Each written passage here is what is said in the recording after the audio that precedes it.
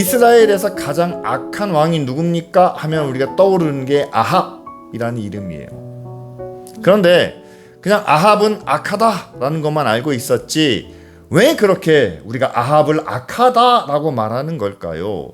엘리야가 등장을 하면서 아합 시대에 바알과 아세라를 섬기는 그런 선지자들이 참 많았습니다.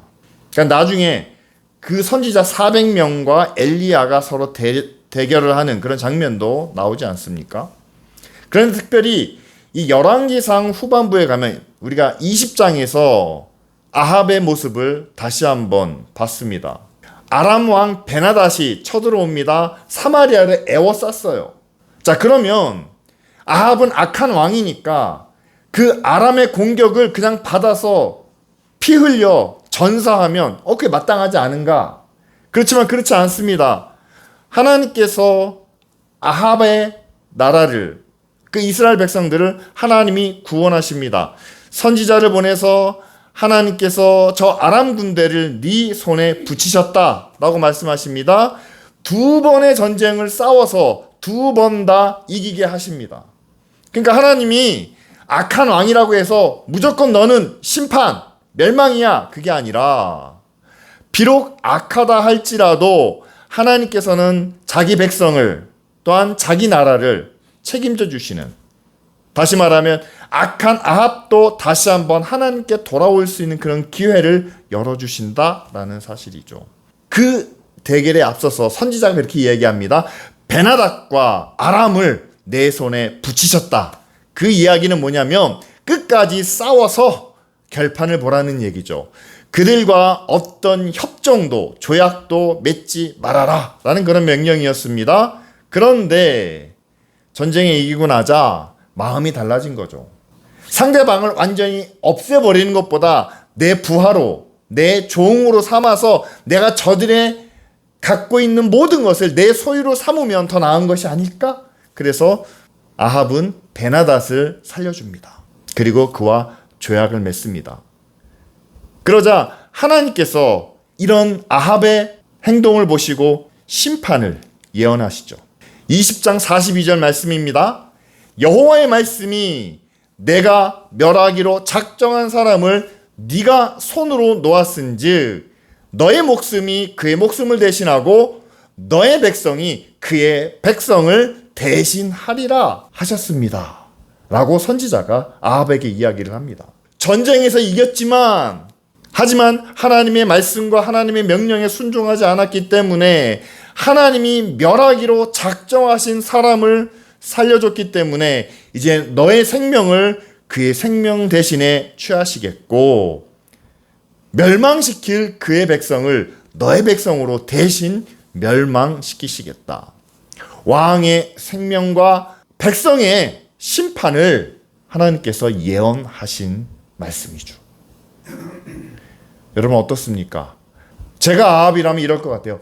아뿔싸! 내가 하나님의 말씀에 하나님의 명령에 순종하지 못했구나. 그러면 신하들을 모아서 회의를 할 겁니다. 우리가 이미 아람과 조약을 맺었으니 그것을 깨뜨리는 건 너무 위험이 큽니다. 그럼 우리가 어떻게 우리가 깨뜨린 하나님의 명령을 우리가 지키지 못한 하나님과의 약속을 우리가 어떻게 회복할 수 있겠습니까? 우리가 어떻게 해야 이 멸망으로부터 이 심판으로부터 벗어날 수가 있겠습니까? 이런 이야기가 나와야 한다는 사실이죠. 그런데 오늘 우리가 함께 읽은 1절 말씀 뭡니까? 그 후에 이 일이 있으니라 라고 말씀하십니다. 이 일이 벌어진 후에 아합이 돌아와서 첫 번째 한 일이 그 나봇의 포도원을 보니까 왕궁 옆에 있어서 너무 보기 좋았다는 거예요. 그래서 그 포도원을 내가 갖고 싶다는 겁니다. 그런데 포도원을 통해서 뭘 하려고 그래요? 그 채소를 기르는 텃밭으로 삼고 싶다. 그러니 너는 그것을 내게 팔아라 라고 흥정을 시작했다는 사실입니다. 뭐 그럴 수 있어요. 왕궁 옆에 작은 텃밭을 갖는 것이 왕으로서 뭐 큰 잘못이겠습니까?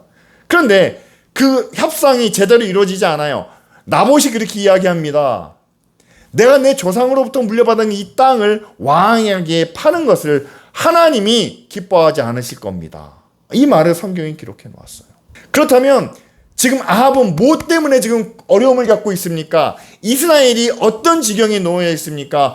그들이 여호와 하나님의 말씀을 명령을 따르지 않아서 자기 생명을 하나님께서 취하시겠다, 이스라엘 백성을 멸망시키시겠다라고 그렇게 예언까지 하셨는데 자기는 한낱 그 포도원을 얻기 위해서, 자기 텃밭 하나 늘리기 위해서, 상대는 그렇게 이야기합니다. 하나님이 기뻐하시지 않을 겁니다 라는 말에도 불구하고 아무런 가책 없이 그것을 얻지 못하니까 금식투쟁으로 가는 거죠. 식음을 전폐하는 겁니다. 침대에 누워서 일어나지 않아요. 여러분, 이런 일이 벌어질 수 있다라고 생각하십니까? 아합이 이렇게까지 할 수 있었던 이유는 저는 크게 두 가지라고 생각합니다. 첫 번째는 자기가 하나님의 명령을 어긴 것에 대하여 아무런 가책도 아무런 책임도 느끼지 못했다. 너의 생명을 대신하겠다라고 했는데도, 너의 백성이 멸망을 당할 것이다 라고 했는데도 아합은 꿈쩍하지 않았습니다. 그는 하나님을 두려워하지 않았다는 것. 두 번째는 이제 곧 하나님의 심판이 그들에게 임할지 모르는데 그는 자기 눈앞에 보이는 작은 포도원 하나 때문에 모든 삶을 포기하듯이 지금 나타나고 있다는 사실이죠. 당장 눈앞에 보이는 것, 나라가 어떻게 되든 백성들이 어떤 고통을 받든 상관이 없습니다. 지금 그것을 내 손안에 쥐지 못하자 그는 마치 삶을 포기한 것 마냥 그렇게 침대에 누워서 꼼짝하지 않았다라는 사실이죠. 그래서 우리는 아합을 불의하다, 또한 악하다라고 평가하는 것 아니겠습니까? 근데 저는 여러분들과 함께 나누고 싶습니다. 아합은 그냥 불의하고 악한 왕이기 때문에 그랬습니다 라고 말한다면 이게 아무런 의미가 없어요. 그러면 저와 여러분들은, 우리는 하나님 앞에서 아합과 같은 그런 불의와 악을 행하지 않는가라는 사실이죠. 첫 번째는 아합이 하나님을 두려워하지 않았다는 거죠. 하나님의 심판, 또한 그 백성의 멸망을 예언하셨음에도 불구하고 마음을 돌이키지 않았다는 사실이죠. 어떻게 해야 될까? 우리가 어떻게 달라져야 되나? 라는 것을 그는 전혀 생각하지 못했다. 그렇다면 저와 여러분들은 어떻습니까? 우리에게 하나님이 주신 말씀이, 하나님이 주신 명령이 어떻습니까? 예수 그리스도의 십자가의 은혜로 우리는 모두 다 구원을 받고 하나님의 자녀가 되었습니다. 그런데 하나님의 자녀가 되었다면 그 이후로는 모든 일이 아무 거침없이 다 완벽하게 이루어지느냐? 그건 아니지 않습니까? 하나님의 자녀가 된 이후에 오히려 우리는 하나님의 자녀됨을 지키기 위한 많은 조건과 또한 많은 제한과 또한 예수 그리스도와 함께 십자가를 지고 걸어가야 된다라는 그런 우리에게 주어진 사명이 놓여 있지 않습니까? 여러분, 우리가 예수 그리스도 안에 있기 때문에 우리에게 주어지는 가장 특권이 그겁니다. 내가 너희 안에, 너희가 내 안에. 그럼 무엇이든지 구하라 라는 특권이죠. 다 이루어 주신다라는 겁니다. 그런데 이 말씀은 우리에게 주어주신 가장 큰 특권인 동시에 이거는 우리의 삶을 제한하는 그런 말씀이라는 사실이죠. 우리가 하나님 안에 있고 하나님이 우리 안에 계셔야 됩니다. 근데 가령 예를 들어보세요. 주일 아침에 우리가 예배 드리러 이 자리에 나왔습니다. 우리는 하나님 안에 있는 거죠. 그리고 하나님이 우리와 함께 하신 겁니다. 근데 이 예배 시간을 마치고 우리가 만일 술집에 갔습니다. 도박하는 곳에 갔습니다. 우리가 만일 하나님이 기뻐하시지 않는 그런 자리에 갔습니다. 그렇다면 거기가 하나님이 함께 하시는 곳인가요? 하나님 안에 있는 곳인가요? 아닙니다. 그러면 우리는 내가 어디를 가든 무엇을 하든 내 자유입니다. 내 권리입니다. 그렇지만 하나님이 우리를 구원해 주시고 우리에게 주신 그 특권, 하나님이 우리 안에, 우리가 하나님 안에. 그럼 우리는 항상 그것을 염두에 둬야 된다는 것이죠. 여기가 하나님 안에 거하는 곳인가? 저에게 묻습니다. 목사님, 술을 마셔도 되나요? 마시지 말아야 되나요? 라고 묻습니다. 목사님, 우리가 주일날 여행을 가도 되나요? 가지 말아야 되나요? 거기에도 대답을 하지 않습니다. 여러분, 해도 됩니까? 하지 말아야 됩니까? 이건 중요한 문제가 아니에요. 더 중요한 것은 그겁니다. 여기에 하나님이 함께 하시나요? 내가 하나님 안에 있는 건가요? 라는 질문을 드리셔야 돼요. 여러분들이 하고 싶은 일을, 여러분들이 원하는 일을 하면서 여러분들이 하나님 안에 있다면, 그리고 하나님이 여러분들과 함께 하신다면 그것은 전혀 문제가 되지 않습니다. 그런데 다른 사람들이 모두가 다 인정하는 곳이에요.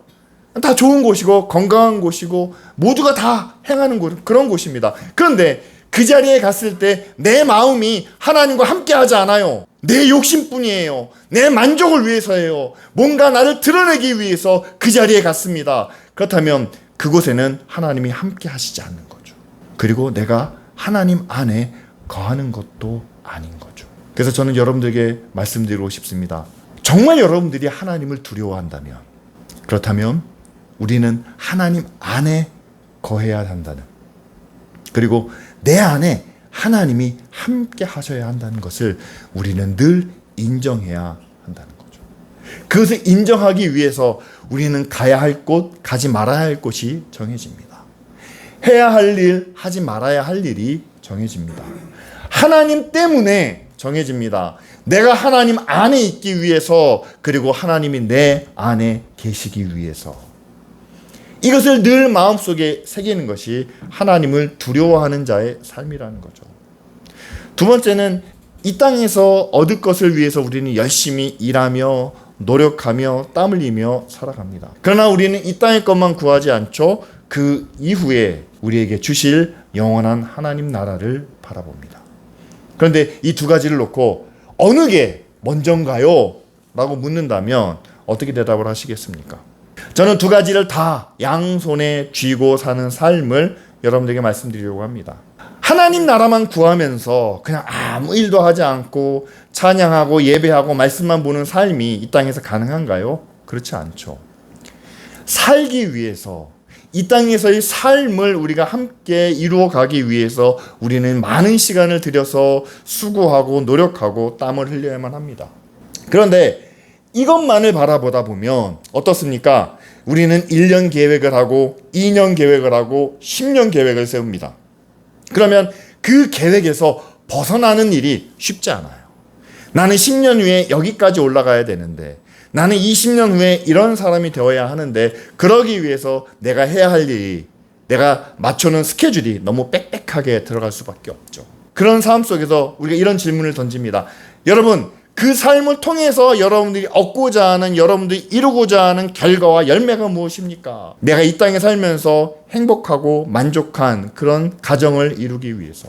그런데 그것만으로만 끝나는 것이 아니라 그 삶을 마치고 난 후에 하나님의 나라가 있다면, 여러분, 하나님 나라를 위해서는 어떻게 살아야 될까요? 하나님 나라를 위해서는 우리가 무엇을 준비해야 할까요?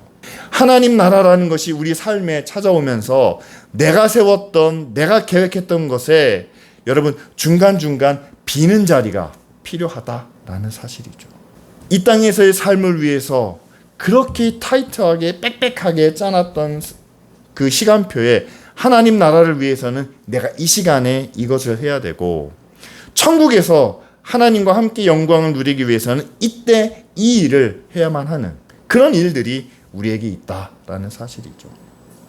그렇습니다. 아합이 보지 못한 이 두 가지를 우리는 함께 봐야만 한다는 사실이죠. 하나님의 심판, 하나님의 멸망, 언젠가 이 땅에 임할 텐데, 여러분, 우리는 그 하나님 안에 거하며 하나님이 우리 안에 거하시는 그런 은혜와 능력을 우리가 함께 준비하며 나아가기를 원합니다.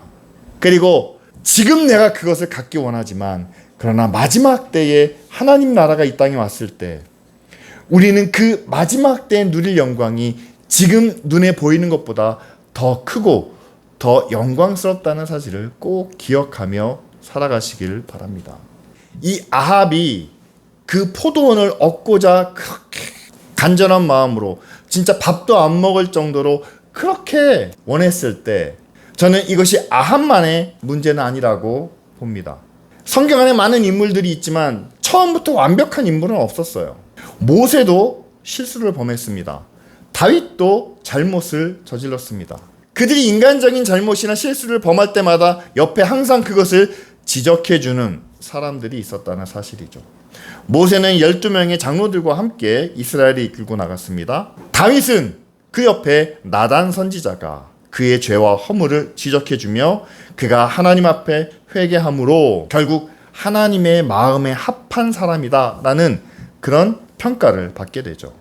근데 오늘 말씀에는 누가 나옵니까? 아합이 식음을 전폐하며 누워있는데 그 이유를 누가 물어봅니까? 총리가 아니었어요. 선지자도 아니었어요. 제사장도 아니었어요. 그 아내 이세벨이 물어봅니다. 저는 이게 불행의 시작이라고 봅니다. 만약 선지자가 왕이시여 왜 그렇게 누워 계십니까? 나봇의 포도원을 내가 갖고 싶은데 저가 팔지 않습니다. 그랬다면 선지자가 뭐라고 했을까요? 정신 차리십시오. 지금 엘리야의 예언을 어떻게 보고 계시는 겁니까?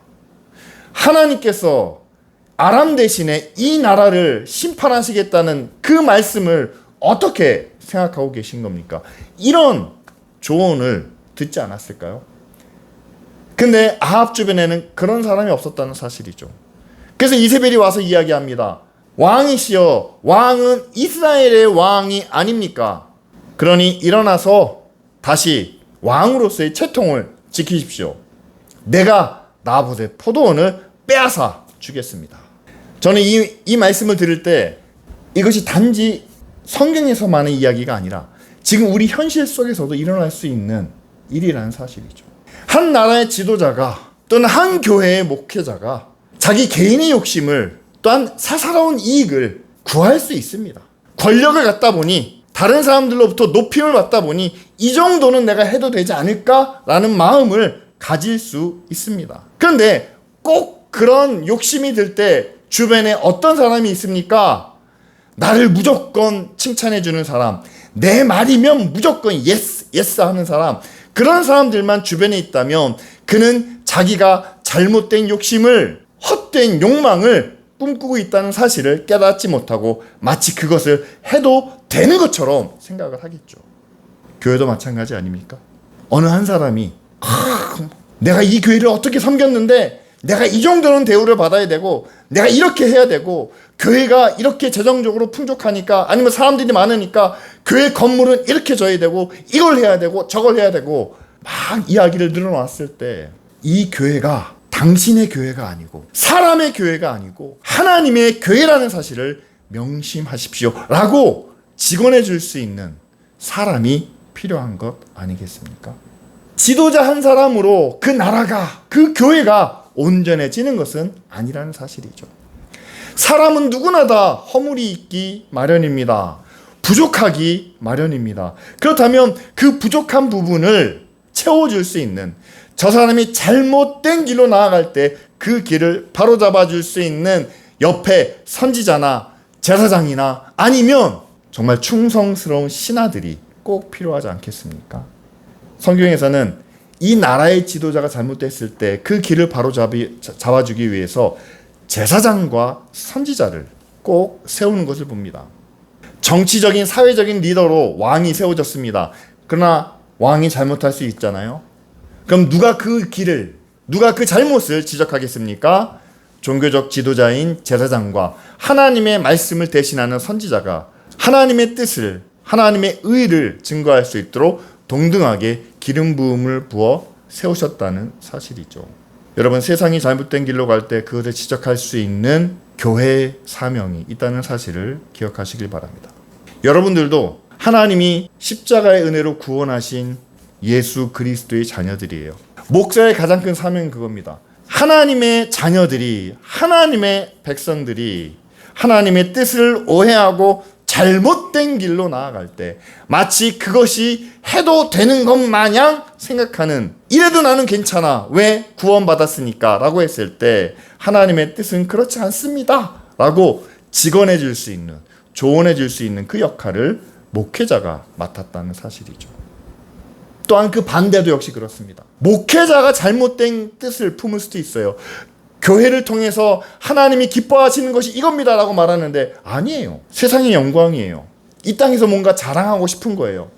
뭔가 자랑하고 싶으니까 더 크고 더 좋고 더 화려한 것을 꿈꾸며 나아갑니다. 그때 목사님, 하나님이 원하시는 것은 그게 아니지 않습니까? 라고 말할 수 있는 그런 교회가, 그런 교인들이 옆에 있어야 여러분 교회가 온전히 세워져 가는 것 아니겠습니까? 우리가 열왕기상을 함께 쭉 살펴보면은요, 올바른 하나님 앞에 선하고 의로운 왕 곁에는 항상 정직한 선지자가 있었다는 것을 우리는 보게 됩니다. 왜냐하면 완벽한 지도자는 없기 때문이에요.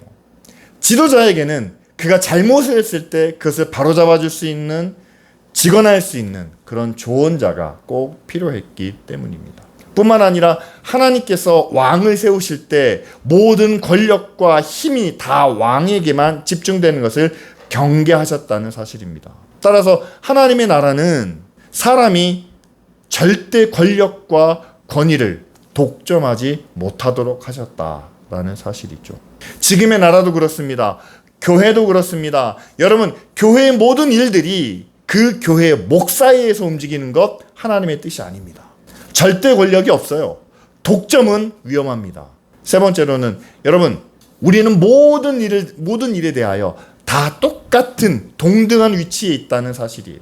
우리는 간혹 그렇게 생각합니다. 목사님이 제일 위에 있고 장로님이 계시고 집사님이 계시고 그 다음에 나중에 평신도까지 이렇게 계단식으로 있다고 생각을 하세요. 그렇지 않습니다. 그래서 저희가 직분이란 말도 잘 사용하지 않습니다. 우리는 지체라고 믿습니다. 모든 교회와 모든 그리스도인들은 하나님의 자녀고 예수 그리스도의 몸입니다. 그러면 우리는 몸으로서 모두가 다 동등한 위치에 있다. 그렇다면 서로가 서로에 대하여 머리가 잘못하고 있으면 목이 평가할 수 있지 않겠습니까? 오른손이 잘못하면 왼손이 비판할 수도 있지 않겠습니까?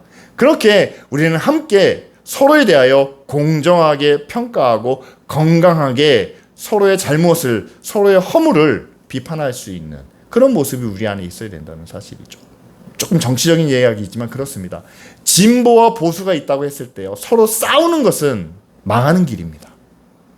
진보가 잘하는 것은 인정해주고 보수가 잘하는 것도 인정해주고, 하지만 서로 다른 의견을 갖다 보니까 서로의 약점이, 서로의 잘못된 점이 눈에 들어올 수밖에 없습니다. 그렇다면은요, 그것을 공정하게 평가할 수 있는 그런 기준과, 그리고 서로를 위해서 건강하게 비판할 수 있는 그런 자리는 꼭 필요하다는 사실이죠.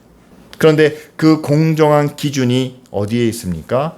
교회는 특별히 하나님 앞에서. 여러분들이 신앙생활을 어떻게 하고 있는지 제가 여러분들을 평가하는 것은 부족할 수 있습니다. 왜냐하면 저는 그 모든 것을 다 알 수 없기 때문이죠. 교회 앞에서는 잘할 수 있습니다. 말로는 잘하는 것처럼 이야기할 수 있습니다. 그러나 하나님 앞에서 우리의 마음을 보시고 우리의 생각을 아시고 우리 모든 삶을 과거와 현재와 미래까지 아시는 그 하나님 앞에서 우리는 어떤 모습일까? 우리의 모든 평가의 기준은 하나님 앞에서라는 사실이죠. 이 땅에서 정말 성공하고 많은 성도들과 정말 큰 업적을 세운 교회가 하나님이 기뻐하시는 교회다. 여러분, 그것은 우리의 판단입니다. 그런데 하나님 앞에 나아갔는데 이런 판단이 있을 수 있잖아요. 너희가 그 교회를 통해서 이미 다 영광을 누리지 않았냐 하는 거죠. 위대한 업적을 쌓아서 이미 다 사람들이 칭찬을 주지 않았냐? 너희는 그것을 누리며 그것을 즐기며 그 일을 하지 않았냐? 하나님 앞에서는 너희는 너희가 행한 것을 이 땅에서 다 보상받았다라고 말씀하실 수도 있습니다.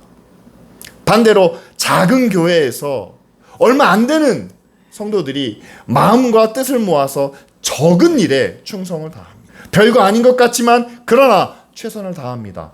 아무도 인정해주지 않습니다. 우리만 서로 그래 수고했어 라고 위로해 줍니다. 칭찬받기도 어렵습니다. 그렇지만 하나님께서 우리의 모습을 보시고 마지막 때 뭐라고 말씀하실까요? 달란트 비유에 나타나는 것처럼 네가 작은 일에 충성하였으니 큰 일로 너에게 맡기겠다 라며 착하고 충성된 종이라는 그런 평가를 받을 수 있지 않겠습니까? 나봇의 포도원에 아합이 욕심을 낸 것은 지도자의 욕망이고 지도자의 잘못이었습니다. 그러나 아합만 아니라 모든 이스라엘 백성들이 다 멸망 가운데로 빠질 수 있는 것은 그 지도자 곁에 정직한 신하와 제사장과 선지자가 없었다라는 사실이죠. 그리고 그 백성들은 왕의 권위에 아무도 온전한 비판을 또한 견제를 하지 않았다는 사실입니다. 절대 권위라고 했어요. 권력의 독점을 허용했습니다. 여러분, 교회가 잘못되고 있다면 여러분 그것에 대하여 말할 수 있는 그런 책임이 여러분들에게 있다는 사실이에요. 왜냐하면 우리는 모두 다 하나님 안에서 공평하기 때문이죠. 여러분들이 하나님의 자녀로서 성령이 함께 하시는 가운데 하나님이 기뻐하시는 일이 뭔지 내가 원하는 것을 주장하는 게 아니에요. 세상에서 괜찮아 보이는 모습을 우리가 원하는 게 아닙니다. 하나님 앞에서 우리가 어떠한 모습으로 살아야 되는지, 무엇을 구해야 하는지 우리가 그 기준을 가지고 우리 모두가 함께 하나님의 자녀 또한 성령으로 거듭난 예수 그리스도의 몸으로 우리가 함께 서로를 돌아보고 또한 필요하다면 조언과 직언을 아끼지 않는 그런 모습이 우리 모두가 함께 나타내야 되지 않겠습니까? 나봇의 포도원 중요하지 않았습니다. 그보다는 하나님의 심판, 엘리야의 예언이 더 중요했습니다. 그런데 아합은 그 포도원을 붙잡으려고 했습니다. 하나님을 두려워하지 않았다는 거죠. 요즘에 가장 사람들이 하나님을 두려워하지 않는 건 이겁니다. 괜찮아. 하나님도 이해하실 거야. 저는 그 말을 들을 때마다 깜짝깜짝 놀라요. 하나님이 이해하시는지 안 하시는지 우리가 어떻게 합니까? 안 믿는 사람들이 우리에게 그렇게 말합니다. 왜 굳이 그렇게 사세요? 꼭 믿음으로 해야 됩니까? 꼭 의롭게 살아야 됩니까? 꼭 하나님의 뜻대로 해야 됩니까? 그렇지 않아도 괜찮아요. 이렇게 살아도 나중에 아무 문제가 없던데 왜 의롭고 거룩한 길을 굳이 가려고 하십니까? 왜 그 고난을 겪으려고 하십니까? 왜 우리만 그런 아픔을 지고 살아야 합니까?